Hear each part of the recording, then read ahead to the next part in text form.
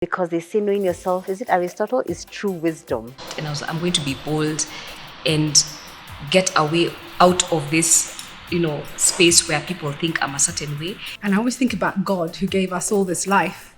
Like he gave us all life. Surely not to come be here and be someone else, right?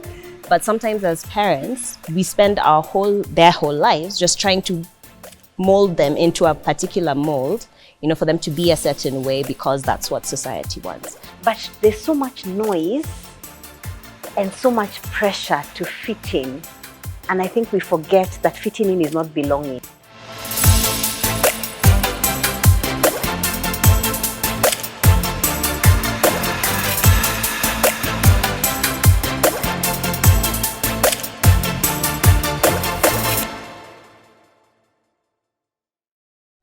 Hello and welcome to the premiere episode of Be You, powered by Rise School. This is a space where we have open and authentic conversations around the 4 L's. That is life, love, leadership, and legacy. My name is Maisara Othman, the digital and marketing lead at Rise School. With me, I have Antonia Kihara, a design innovation consultant. I have Lillian Okado, a copywriter and social media marketing extraordinaire. And of course, Dr. Patricia Murugami, the founder of Rise School.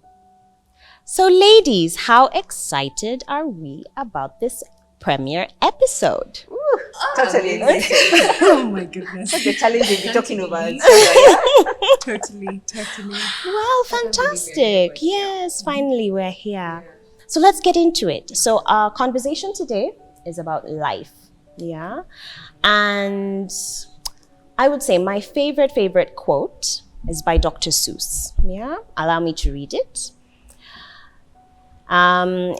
He has very many quotes, but this one really speaks to me. That says, "Today, you are you. That is truer than true. There is no one alive that is youer than you." Yeah, it really calls for us to be you, because everyone else is taken. However, for me, I feel it alludes to the fact that you know who you are for you to be able to be truer than true and youer than you. But how do you arrive at that point of knowing who are you? How do you arrive there? It's so interesting, this idea of knowing yourself, because they say knowing yourself, is it Aristotle, is true wisdom. Yeah.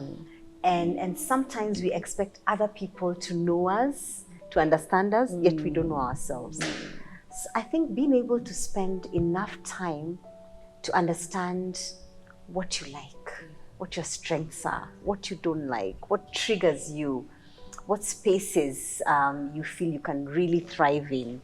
But it requires courage. It requires some help. I guess there are assessments and all sorts of things. I think it also requires humility. Humility to hear what other people also have to say. Humility to ask for help, to ask for insights. And then the courage to then take that feedback and get a sense of, okay, so who am I in this season? Yeah. In this season, and how can I really get the most out of becoming maybe my next best self, despite and in spite of how tough the season is. Yeah. I think for me, when I think about it, when you just talked about courage, just looking at my own experience that I've had maybe recently, I'm an entrepreneur, yes, and I've been doing a lot of things for a couple of years. But I found at some point, especially like 2019, I kind of discovered I had not been me. I had put up this face of who I was, and everyone was associating themselves based on what I had put up. But then I realized what I'm even doing was not aligned because I had forgotten who I was, And the interesting thing is when I flipped that and I said, I just stopped and I'm going to be bold and get away out of this, space where people think I'm a certain way and start showing up as who I really am. Because for so many years I thought I was me, but I wasn't. Yeah. So for me, that has been, I think if people can learn early to, or be in spaces where they're allowed to be them, because I realized sometimes we're in spaces where we are not us. We can't be us because of the way society, culture, and all that. Yeah. So being you is just being you, like, waking up and saying, I'm going to be courageous about it's okay how I am. There's nothing wrong with me, and I'm just gonna be. Yeah, I'm just gonna be me. Sounds like it's a lifelong journey. It's not something that, it takes a lifetime. Yeah, because you're talking about seasons, you're talking about, I've always been fascinated by kindergarten kids because if you study them long enough, you can imagine them 30 years older being exactly the same. They're just bigger. It's true, right? Like the quiet one is still the quiet one, the naughty one is still the bossy one, is still the bossy one, or whatever, right? You can literally see them as adults. For me, I had such a strong identity as a kid, like straight away. Like I feel sorry for my parents, kind of, because I really believed that we were here to express exactly who we were. Yeah. And I only discovered that, so I've been busy being me, most me all my life, and then discovered that a lot of people are not that. I was telling you, only 3-4 years ago. And I was shocked to imagine that people could be living their entire lives and not being themselves, because for me, life is so short. And I always think about God, who gave us all this life, like he gave us all life, surely not to come be here and be someone else, right? Like, to me, that is such a waste of life. I just can't even imagine that people would accept to come here and not be themselves, because, life is just so precious. So for me, and then I've struggled with people not wanting me to be myself. And I didn't realize I was being a rebel by not caring. So I've always been like, no, I'm going to be myself. I've always fought to be myself. And then as I've gotten older, I'm like, oh, I need to fit in and stop being so rude, right? Because I just thought it was why we're here, to fully express ourselves. And that obviously you can't be someone else and no one else can be you. So what are we even trying to do? So for me, it's quite interesting to think that people can accept to be alive and not be fully themselves. I think also it's maybe they don't realize that they're not actually being themselves, because, and I think maybe now as a new parent, relatively new, 3 years, there's traditional parenting was you have the child and you bring up the child in a certain way, the way society will be happy with them. They have to do certain things, be certain things. However, now it's understanding that children, like you've said, from kindergarten, you can be able to tell they're a whole person as they are, and they're just being them.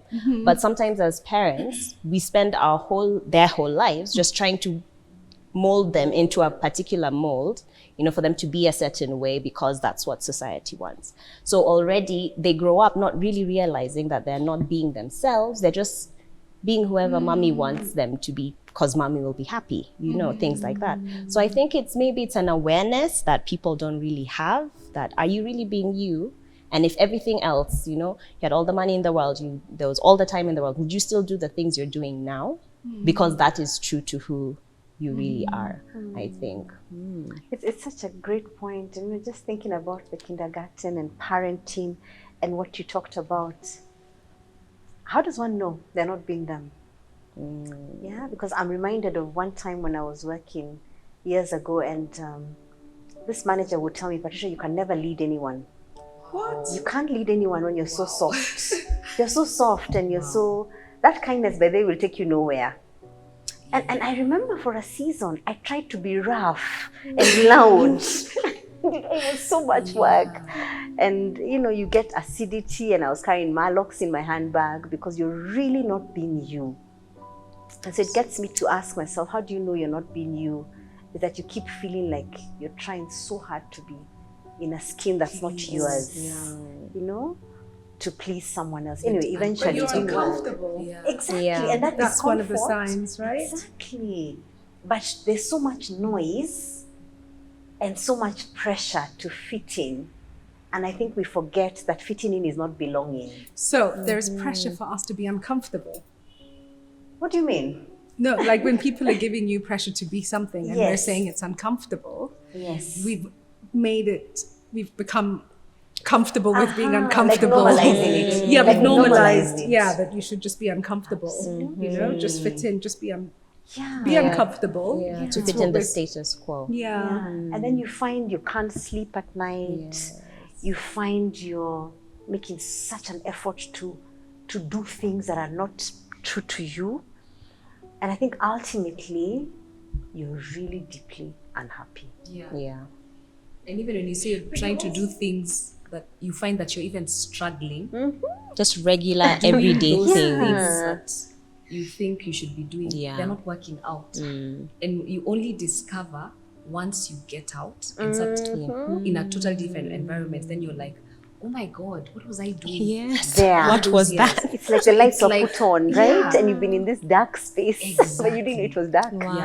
Yeah, and the challenge is, especially for depending on your personality, is if you have a strong personality, maybe you're independent, sometimes it's harder to get out because in your mind you're thinking, but I'm doing the right thing, I need to do the right thing, I need to keep on pushing, you're trying to be positive, but you're not noticing that. So sometimes I'm thinking maybe have people around who know you, who maybe can see you, because sometimes we're not in spaces where people see you, where somebody can say, okay, hold on, what's going on? Yes. Yeah. That's a brilliant point. But to We allow also people... have a culture though of pretending. So it's kind of uncomfortable pretending. Yes. You know, and I think it comes a lot from this, what will other people think? People pleasing, approval Pretend, addiction. just pretend Yeah. for others. It's very normal, right? But even in parenting, many times it's say, what will others say? Don't do that. You know, even just thinking, what's the message in here of, what's my intention? I think it goes And back what's to your intention. priority? Is your priority to please yourself, be comfortable with yourself, Yes. or have other people be comfortable with their version of you or whatever they want you to be? And there's so many things to say. I just want to tie that with something you said earlier.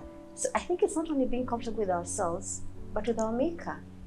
Yeah, There's did a you reason make a why- because there's a mistake? reason I was made, Yeah. And somehow your conscience, there's kind of a natural law that everybody is born with, no matter what faith you profess or faith you may not profess, that you know what is true and what is good. And so to be able to go to sleep knowing, I've done what it is that is most peaceful, that my conscience is at peace. And that then means that you're aligned to God who made us. You're totally right. I don't think God made a mistake. All our Never. good, all our bad is for our destiny. All of it is Absolutely. useful. And it is insulting to say that he made a mistake. He's always.